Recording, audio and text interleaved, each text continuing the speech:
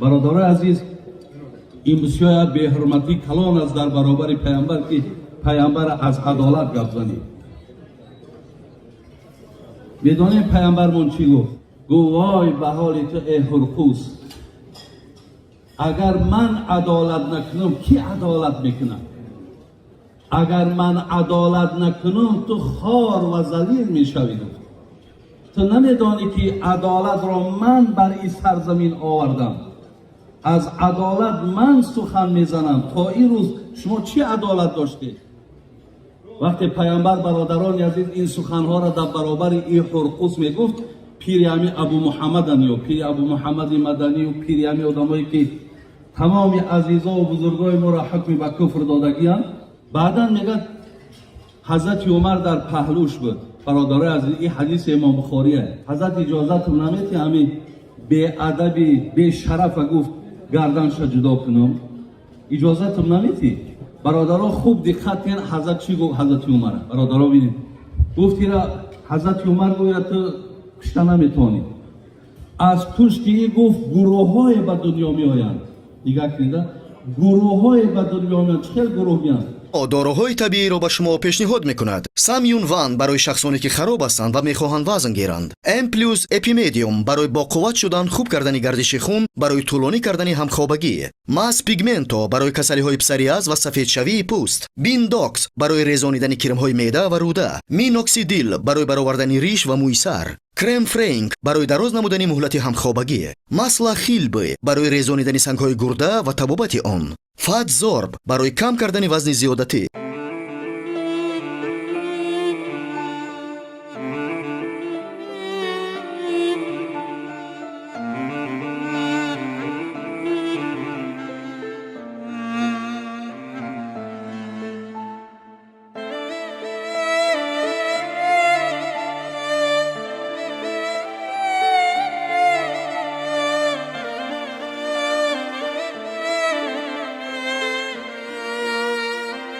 با یک زندگی مستقلانه گسیل میکند.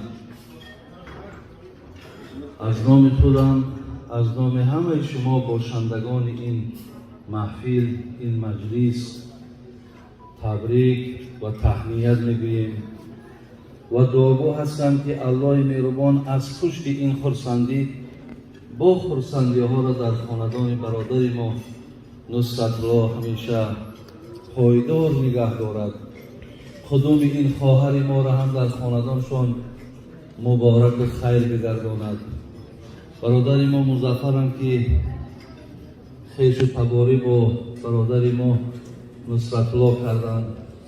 الله مهربان این برادر ما را هم تو جان مبارک و خاندان اینها هم برقرار و بردوام نگه دارد.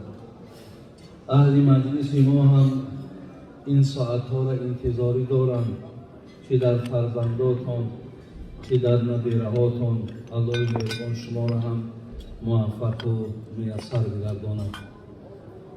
الله مهربان بازم دعاگو هستیم که ابوبکر که بسیار یک وقتی ابوبکر میگوی پیش چشمت جناب ابوبکر میاد و زندگی ابوبکر میاد. خدا کند که یک شمع هم که باشد همون زندگی با لذت و زندگی که حقیقتا یک کیفیت داشت و دارد که ما و شما امروز از اون محروم ماندگیم. از حساب فعل بدمان، زبانهای بدمان خدای مهربان دادن ما را هم یک شمع هم که باشد نصیبش گرداند. برادران عزیز و گرامی، در اینجا من حضرت استاد از آداب آغاز کردن میخواستم سر اول از شمس تبریزی من برای شما یک مصرع‌های خوانم تا به یگان همین بزرگای خودمان به نفرهایی که ما و شما با اینها باید الله را تشکر کنیم که چقدر شخصیت‌های بزرگ از ما هست که ما از زحمت اینها، از مهنت اینها شکر که درس میگیریم، راه درستی را میابیم من برای شما قرائت میکنم. پیش ارباب خرد مایه ایمان ادب است. پیش ارباب خرد مایه ایمان ادب است. لاجرم پیشه مردان سخندان ادب است. به ادب را به سماوات بقا منزل نیست، در سماوات بقا منزل مردان ادب است. آدمی زاده اگر به ادب است آدم نیست. فرق در بین جسم بنی آدم و حیوان ادب است. کردم از عقل سؤالی که بگو ایمان چیست؟ عقل بر گوش دلم گفت که ایمان ادب است. دیده بکشای ببین جمله کلام الله را. برادرای عزیزی که قرآن خونده نمیتونید با زبان عربی، اینا با ترجمه تاجیکی و همچنین با حرفای کریلیکی طرز خوندن قرآن. اینا بسم الله الرحمن الرحیم، به نام خداوند بخشنده و مهربان. هم زبان عربی قدی نویسه، هم با زبان کریلیکی طرز خوندنش، هم ترجمهش هست. انا اعطیناک الکوثر فصل لربک وانحر. اینا یکم آیت به درستی که ما تو را کوثر عطا کردیم. یکم آیت نیم انا اعطیناک الکوثر. هر یک آیتی که میخونه ترجمهش هست، هم به زبان عربی نویسه، هم به زبان کریلیکی نویسه، هم ترجمهش به زبان تاجیکی است. السلام علیکم و رحمت الله و برکاته. آیت همگی معنی قرآن ادب است. گر تو خواهی که قدم بر سر ابلیس نیهی، دیده بکشای ببین قاتل شیطان ادب است. یک دو سه روز در این خانه تن مهمانی، با ادب باش که خاصیت مهمان ادب است. رو پسر پند پدر گوش بکن هر شب و روز، دولت و ثروت و تاج سر مردان ادب است. شمس تبریزی بکن ذکر خدای ملکوت، نغمه پردازی این مرغ خوش الهان ادب است. برادران عزیز و گرامی، وقتی که من مصرع‌های خیلی بلندی شمس تبریزی میخوانم، یا عبدالرحمن جامی میخوانم، یا شیخ سعدی میخوانم، یا از عبدالقادر بیدل میخوانم، بعد اینها را قرائت کردن، شما اگر اهمیت داده باشین برادران، در حال از ملک های دیگر مثل افغانستان، مثل سعودیه، یک نفر در بالای صورت ما یک رنگ سرخ هم تا کرش میکنه و مقصد چی است؟ اینها برای آنه که شعر میخوانند اینها مشرکند، اینها کافرند، اینها منافقند، اینها مرتدند. برادرای عزیز و گرامی، حال آنکه الحمدلله رب العالمین، برادرای عزیز و گرامی، عقل بسیار نعمت بزرگ است. حرکت کنه که برادرای عزیز این دزدها، اینها دزدند، اینها عقلهای شما را ندزدند. دزد خیلی میشود، دزدی است که تلفنی مرا میدزد، دزدی است که عقلی مرا میدزد. شما بینید که وقتی یک کس تلفنی مرا میدزد اینقدر حقارتش میکنن، نفری که عقل ما را میدزد او را احسن میگه آفرین، بهترین سخن گفت. از این لحاظ برادران عزیز و گرامی، در این مسئله چگونه که استاد اگر یک اشاره هم کردن، ولی من برای شما میگویم در این مسئله خیلی امروزا با احتیاط باشیم. ما الحمدلله که مسلمان هستیم. هر کسی که این тамға ҳо ра мақсад дар рости ҳар касе ки раво мебинад. бародарои азиз, дар нисбати онҳо мо бояд ки ҳеҷ вақт гумони нек надошта бошем. ҳозир шумо агар дар интернетҳо нигоҳ кунед, абу бисёрай, абу марям, абу суҳайб, абу мисол як бадбахти дигар биромад абу муҳаммади маданӣ. ман аввал намедонистам, ман фикр мекардам ин ҷугия барои тоҷикия соз карда наметавонист.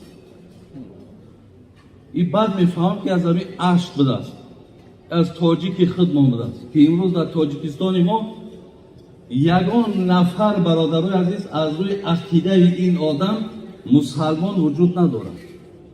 агар гӯш карда бошед, касе гӯш кардааст, ӯ кас медонад мисла. вале ман барои шумо мегӯям ки хеле ақидаи хатарнок аст, бародарони азиз ва гиромӣ. ва ин шахса ман вақте рафтам ҳамон ашт рафтам Понғоз, худо раҳмат кунад, бобои домла Абдураҳими Понғозӣ буд, дар ҳамин давраи коронавирус аз дунё гузашт. ҳамин кас ҳамин абу муҳаммади маданиро ҳамин кас бурда будааст, дохил кардааст. ба зами хизматош ин раҳмати мушрик, ин раҳмати муртад, ин раҳматиро кофирам бировард. барои ҳамин дар ин масъала мо алҳамдулиллоҳ тарсам надорам ва аз иё ҳеҷ вақт мо иншоаллоҳ эҳтиётам намекунем. ман шукри худои меҳрубон худман масъул эҳсос мекунам, ҳамчун масъул медонем ки аз чизе ки мефаҳму медонам бояд мардума ман бояд хабар кунам, бародар азиз, огоҳ кунам. шоир мегӯ аждаҳои хуфта дар чоҳе меравад ҷониби ӯ аъмое, ту ки дида хабар намесозӣ, бо мусулмоният чӣ месозӣ? ман вақте мебинам ки мардум рафтаеста дар як чои ҳалокат мезананд, мераванд мақсад дар як хатарҳое рӯбарӯ мешаванд, чаро мардума огоҳ накунам? ҳолон ки бародарони азиз, шумо метавонед, ман адрестон метавам, ман шуморо мақсад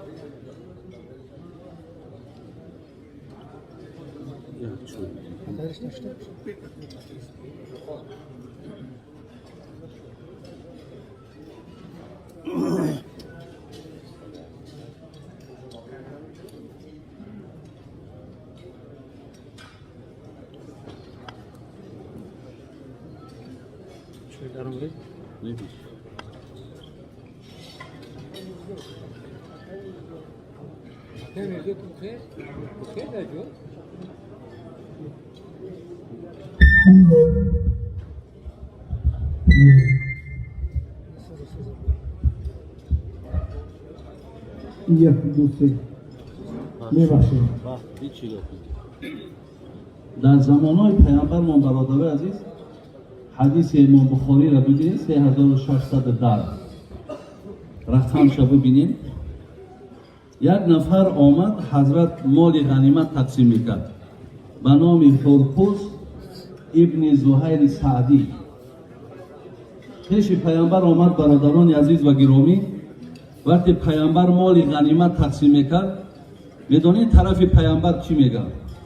گفت ای عدیل، گفت ای هرگاهی که مال غنیمت تقسیم میکنید در مال غنیمت عدالت کن. برادرای عزیز، این بسیار به حرمتی کلان است در برابر پیامبر که پیامبر از عدالت گپ زنید. میدونید پیامبرمون چی گفت؟ گفت ویلا، گفت و من یعدل اذا لم اعدل قد خیبت و خسیرت ان لم اکن اعدل. گو وای به حال تو ای هرقوس، اگر من عدالت نکنم کی عدالت میکنه؟ اگر من عدالت نکنم تو خوار و ذلیل میشوی. تو نمیدانی که عدالت را من بر این سرزمین آوردم، از عدالت من سخن میزنم. تا این روز شما چی عدالت داشتید؟ وقتی پیامبر برادران عزیز این سخنها را در برابر این هرقوس میگفت، پیری همین ابو محمد یا پیری ابو محمد مدنی و پیری همین آدمایی که تمام عزیزا و بزرگای ما را حکم به کفر دادگیان، بعدا میگه حضرت عمر در پهلوش بود. برادر از این حدیث امام بخاریه. گفت ایذن لی یا رسول الله فیه فاذنی و عنق. حضرت اجازت نمیتی همین به ادبی به شرف گفت گردنش جدا کنم؟ اجازت نمیتی؟ برادرها خوب دقت کن حضرت چی گفت؟ حضرت عمر چی گفت؟ گفت دعه فإن له اصحابا. برادرها ببینید گفت ایرا حضرت عمر گفت تو پشت نمیتونی. از پشتی گفت گروه های به دنیا می آیند. نگاه کنید گروه های به دنیا می آیند. چه گروه می آیند؟ یحقر احدکم صلاته مع صلاتهم صیامه مع صیامهم. این خیر نماز اینها میخوانند تو خود باور که در برابر اینها با خجالت میشماری. این خیلی که اینها روزه میگیرند در برابر این گو خودت تو خجالت میشماری. یقرؤون القرآن لا یجاوز تراقیهم. لیکن بدان عمر گفت که قرآنی که اینها میخوانند الله قرآنشون قبول ندارد. الله نمازشون قرآن نمازشون قبول ندارد. روزشون قبول ندارد. یمرق من الدین کما یمرق السهم من الرمیه. گفت اینا از دین آنچنان خارج شدن که مثل تیر از درون کمان. برادرای عزیز انامون گروهی که گومه برای در دوره حضرت علی برآمدند. حضرت علی اینها را نابود کرد. اینها کسانی بودند که حضرت علی را حکم به کفر دادند. حتی نفری که 10 یار بهشتی بود حکم به کفر شدند. برای همین برادران عزیز ما از کافر گفتن اینها، از مشرک گفتن اینها الحمدلله رب العالمین الله مهربان ما سپاسگزاری میکنیم که ما زمان مردم نصیحت میکردیم، تعلیم میکردیم که اینها در کدام قور گوره بودن، اینها حتی وجود نداشتند. برای همین خیلی در این مسئله را برای چی من برادرای عزیز برای شما آگاه کردم؟ به خاطری که بسیاری برادرای ما مردم تاجیک ما بسیار مردم خوبیم، کمتر مردم ساده ایم، بسیار مردم مقصد زود باوری. در او مقصد هر یک آدمی که یک آیت قرآن میخونه، حدیث میخونه، تحقیق نکرده. حتی ببینید حضرت بچه حضرت عمر در امام بخاری میارش میگه که میدونی که همین نفرایی را که حاضر من گفتم چه آدمن آیاتی نزلت علی الکفار فجعلوه علی المؤمنین. گفت اینها گروهی هستند که آیتایی که در راست کافرها آمدگن در مسلمان ها نسبت شدند. یقتلون اهل الاسلام یدعون اهل الاوثان. اینا کسانی هستند که مسلمان ها را میکشند، غیر مسلمان ها در کار ندارند. از آن جمله عبدالله ابن خباب با زنش وقتی می اومد، زنش حامله دار بود، او درباره حضرت علی چی عقیده داری؟ و حضرت علی چی عقیده دارم؟ داماد پیامبر است. چی عقیده دارم؟ 10 یار بهشتی است. میگه حضرت همون عبدالله ابن خباب قتل کردن. با الله قسم برادرها در کتاب میارد زنی او را قتل کردن. میگه شکمی کودک بیرون برآوردگی را حتی گردنش هم میگه زدن. اینقدر اینها مقصد برادرها در ریزاندن خون ما و شما بگیم که حلال میدانند و جایز میدانند. برای همین خیلی برادرها از احتیاط کنین نسبت مذهب خودمان، نسبت آن چیزی را که الله مهربان رحمت چون کند زحمت بسیار کشیدن از قرآن از حدیث برای ما و شما استدلال استنباط ها آوردن. ما و شما از اینها برادرها پیروی کنیم و چگونه که داملا هم از بزرگا و عزیزای ما و شما هم یادآوری شدن همیشه مثال قدردانی کنیم، به قدر همه این عزیزای خدا رسیم. جای افتخار است برادرای عزیز که ما این خیل شخصیت ها و این خیل عزیزای بسیاری داریم که از پشت اینها ما میتونیم برادرای عزیز فخر کنیم. یک روز یک مقاله را خواندم درباره همین پوتین، همین مرد که همین رهبر بگیم روسیه را، وقتی میپرسنش که تو همین حالتهایی که اگر غمگین شای کدام کتاب بیشتر مطالعه میکنی؟ میگه کتاب عمر خیام. وقتی اگر غمگین میشم کتاب عمر خیام من مقصد میگیرم مطالعه میکنم. حالا که عمر خیام برادر اولی با بروسی پیرواد کردن اگر با همون لهجه شیرین تاجیکی این مردک میفهمید و میخوند، این خدا دانه در مکتبا حتی درسیش میکرد. وقتی میخوند که دانی که پندیدی همت اگر به من داری گوش، از بحر خدا جامعه تزویر مپوش. دنیا همه ساعت و عمر تو دمی، از بحر دم عمر ابد را مفروش. هرگاهی که انسان اینها را میخونه برادرای عزیز، معنای اینها را چقدر لذت زیاد میبریم ما عزیز. اما را از افغانستان ابو محمد است که است، ابو عبیدالله متوکل است، یک و کدام عبدالظاهر داعی است. میگن مولانا مولای روم، عمر خیام، اینا همه میگن مشرکن، همه اینا کافرن.